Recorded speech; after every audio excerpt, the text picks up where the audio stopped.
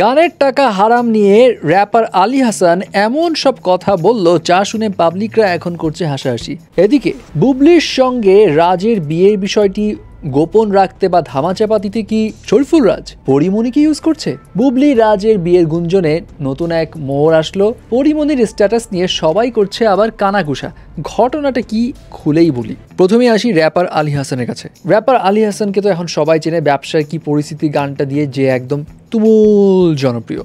এরপর Coke studio বাংলাতেও গান গিয়েছিল। তো এখন বিষয়টা হলো, র্যাপার আলী হাসান সম্প্রতি এক ইন্টারভিউতে আসে। সেই ইন্টারভিউতে তিনি নানা বিষয় নিয়ে কথা বলে এবং তিনি এটাও জানায় যে মিডিয়া জগতে তিনি খুব বেশি ফোকাস হতে চান না, কারণ এখানে ঝামেলাও আছে। এই জন্য তিনি তার সাইড বিজনেস করে, গ্যারেজ আছে, অটো রিক্সা আছে, এই সব কিছুতে মানে তার ব্যবসাতে তিনি বেশি ফোকাস করেন। এবং সেই সঙ্গে তিনি এটাও বলেন, যত যাই হোক হারাম যেটা হারামি আর হালাল যেটা হালালি, এবং তার ব্যবসার যে ইনকাম সেটা হালাল, ওই টাকা দিয়ে তিনি খাওয়া দাওয়া করেন, কিন্তু গানের যে টাকা সেটা হারাম এবং ওটা দিয়ে তিনি বাড়ি বানানোর কাজ করছেন। এবং তিনি এটাও বলেন তার ফ্যামিলির সবাই ধার্মিক, তার স্ত্রীও মাদ্রাসায় পড়াশোনা করছেন। এখন এই যে মিডিয়ার টাকা দিয়ে তিনি 3 তলা বিল্ডিং বানাচ্ছেন, এই কথা শুনেই অনেক পাবলিকরা অনেক খোঁচা মেরে নানা রকম কথা বলছে। কেউ বললো আরে বাপরে বিশাল ধার্মিক পুরাই মহাপুরুষ। কেউ কেউ আবার এই প্রশ্নও করছে হারামকে কি এভাবে জাস্টিফাই করা ঠিক?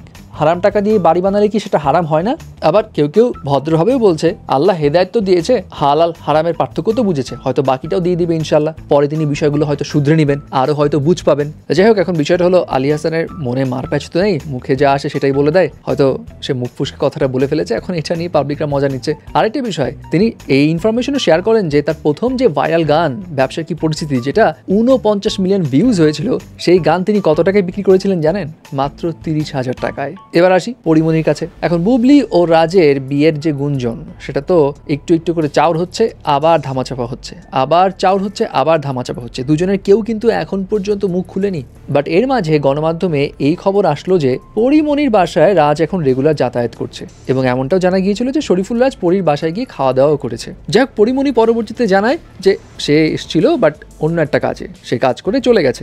এবং এই যে রাজ পরির বাসায় খাওয়া দাওয়া করছে, এই বিষয়টা নাকি সম্পূর্ণ মিথ্যা। পরির এখনকার স্ট্যাটাসগুলো দেখে মনে হচ্ছে শরীফুল রাজ বোধহয় আসলে পরির বাসায় খাওয়া দাওয়া করেনি।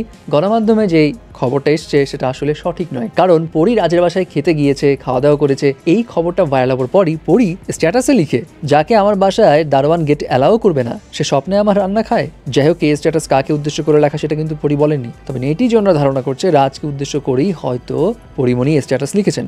অনেকে স্ট্যাটাসের নিচে কমেন্টস করে জিজ্ঞাসা করছেন ওই লোকের নিশ্চয়ই স্বপ্নদোষ আছে। কেউ কেউ আবার বলছেনও পরি ইজ অন ফায়ার। তবে কাকে উদ্দেশ্য করে পরি এই স্ট্যাটাস লিখেছেন এমন প্রশ্ন অনেকে জানতে চেয়েছে। যেমন কেউ লিখেছে, কে খেলো তোমার রান্নার স্বপ্নে? যার উত্তরে পরি আবার জানিয়ে দিয়েছেন, আছে এক টোকাই, তার বিয়ে নিউজের চাপ ঢাকলো আমাকে আর আমার ছেলেকে দিয়ে। যাই হোক, পরি এক্স্যাক্টলি কাকে টোকাই বললো সেটা কিন্তু পরি বলেনি। সো আগেই কনফার্মেশনে যাওয়া ঠিক হবে না। কিন্তু ওই যে নেটিজনদের কথা, হয়তো এখানে রাজকে উদ্দেশ্য করে কিছু বলেছে, হয়তো রাজ তার বিয়ের ব্যাপারটা গোপন রাখছে এমন ইঙ্গিত দিচ্ছে পরিমণি। যাই হোক, এটা ক্ল্যারিফাই তো তখন হবে যখন শরীফুল রাজ কিংবা বুবলি দুজনের মধ্যে কেউ একজন মুখ খুলবে। সো দেখা যাক কি হয় অ্যাকচুয়ালি।